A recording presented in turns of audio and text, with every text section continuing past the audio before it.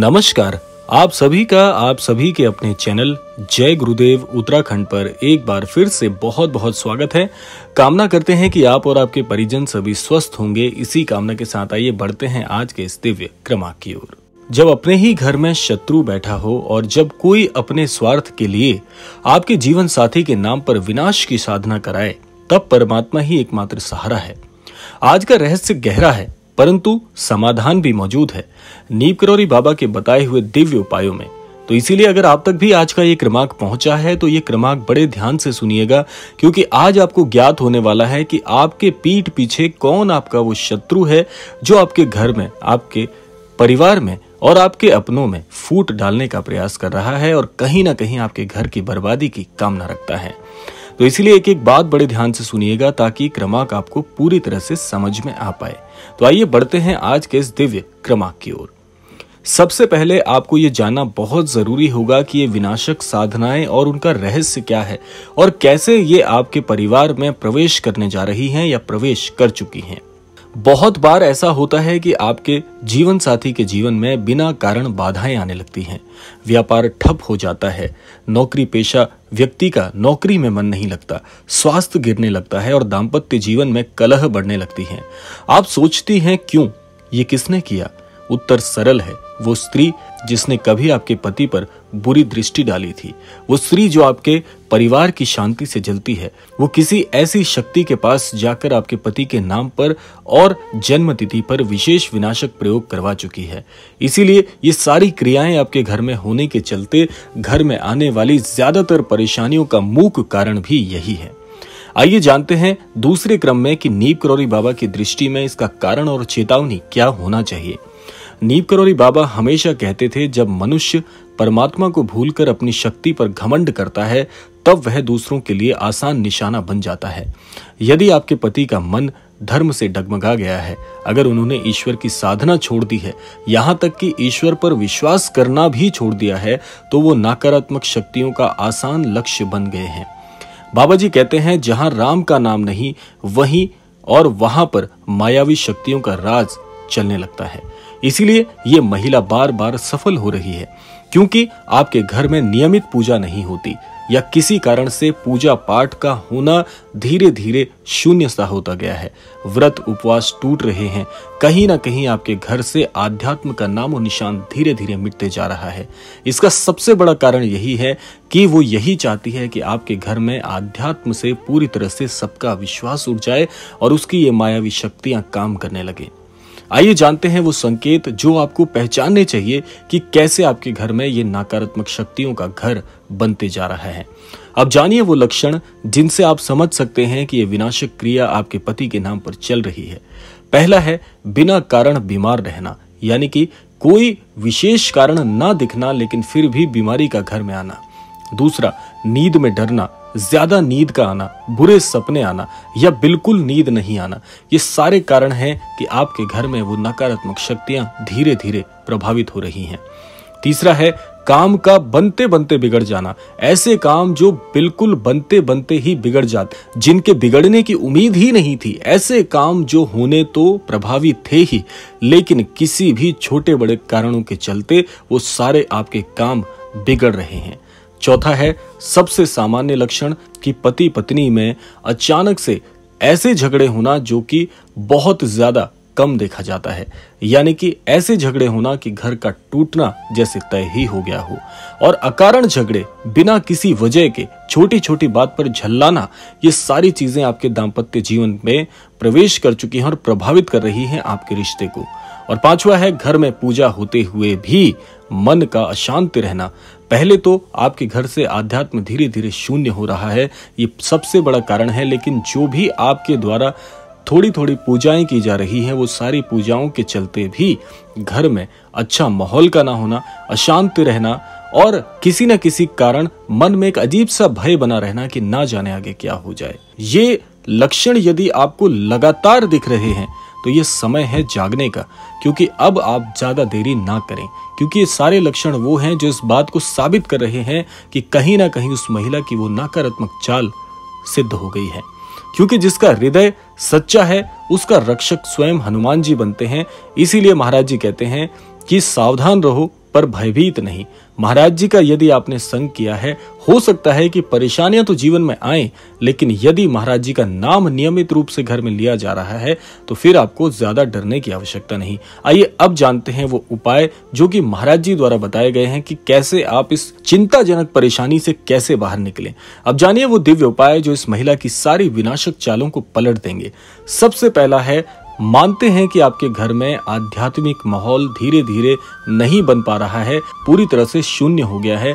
आपको कैसे भी करके आपके घर में हनुमान चालीसा का नियमित पाठ करना ही होगा। रोज सुबह और शाम पूरे भाव से अपने पति के लिए हनुमान चालीसा जरूर पढ़ें। सबसे अच्छा होगा अगर आप उनके मुख से श्री हनुमान चालीसा का पाठ कराएं तो, लेकिन क्योंकि परेशानी ज्यादा बड़ी है, क्योंकि वो आध्यात्म से पूरी तरह से अपना असर छोड़ चुके हैं या आध्यात्म से उनका मन ही हट गया है, तो ये काम उनकी जगह आपको करना चाहिए। हनुमान चालीसा का नियमित पाठ आपके घर में होना बहुत बहुत जरूरी है ऐसी परेशानी में। दूसरा है, तुलसी के आगे दीपक जलाना। शाम को तुलसी के आगे देसी घी का दीपक जलाएं यदि आपकी सामर्थ्य है, नहीं तो आप किसी भी प्रकार से तुलसी जी के सामने दीपक का प्रज्वलन रोजाना सायंकाल में तो अवश्य करें ही करें। और एक प्रार्थना करें मन ही मन कि हे तुलसी माता, मेरी पति की रक्षा करना। क्योंकि इस प्रकार से जब आप ये दो उपाय करेंगे तो आपको इनका असर पहले दिन से ही दिखना शुरू हो जाएगा। दूसरा है, गोरखनाथ बाबा का नाम जाप करें। हर मंगलवार को 11 बार कहें, ओम श्री गोरक्षनाथाय नमः। ये मंत्र इतना शक्तिशाली है कि इससे आपके घर में किसी भी प्रकार की नकारात्मक ऊर्जा यदि प्रवेश भी कर चुकी होगी तो वो स्वयं आपके घर को छोड़ने के लिए बाध्य हो जाएगी। ये मंत्र उस महिला की सभी प्रकार की नकारात्मक क्रियाओं को निष्क्रिय कर देगा। और चौथा है, एक ऐसा उपाय जो कि बहुत सिद्ध है। हर शनिवार को एक नींबू लेकर हनुमान जी के मंदिर में जाएं और उसे उनके चरणों में रख दें। फिर घर वापस आएं, लेकिन पीछे मुड़कर आपको बिल्कुल नहीं देखना है। ये चौथा बहुत ही सिद्ध उपाय है, इससे भी आपको बहुत बहुत सहायता मिलने वाली है। अब पांचवा उपाय जो कि सबसे ज्यादा जरूरी है, यानी कि उपाय अब सुनिएगा कि हर महीने एक बार सुंदरकांड का पाठ आपके घर में जरूर होना चाहिए। और ये कार्य यदि आप गुप्त रूप से करें यानी स्वयं करें, एक ऐसे कक्ष में बैठकर जो कि पूरी तरह से आपकी सिद्धि को और ज्यादा प्रभावी बना दे। तो ये 5 ऐसे दिव्य उपाय हैं, यदि इनको आप करना प्रारंभ करेंगे तो पहले दिन से आपको इसका अंतर देखने को मिलेगा। जितनी भी नकारात्मक शक्ति है, चाहे वो कितनी ही शक्तिशाली क्यों ना हो, आपके घर से बाहर जाने के लिए बाध्य हो जाएगी। लेकिन इन उपायों को बहुत ही सोच समझ के, बहुत ही सच्चे मन से करिएगा, देखना आपको बहुत जल्दी इसका फर्क देखने को मिलेगा। आइए अब जानते हैं कि कैसे आपके घर से ये सारी नकारात्मक ऊर्जा अपने आप बाहर जाएगी। देखिए, प्रश्न उठता है कि क्या उसका कुछ नहीं होगा जिसने सब कुछ किया है। देखिए, महाराज जी कहते हैं जो दूसरों के घर में आग लगाता है उसका अपना घर पहले जलता है। यदि आपने उपवास, पाठ और श्रद्धा से उपाय किए हैं तो आप देखेंगे उस महिला की जितनी भी ये सारी नकारात्मक शक्तियां जिन्होंने आपके ग्रह में प्रवेश किया है वो सारी अपने आप क्षीण हो जाएंगी।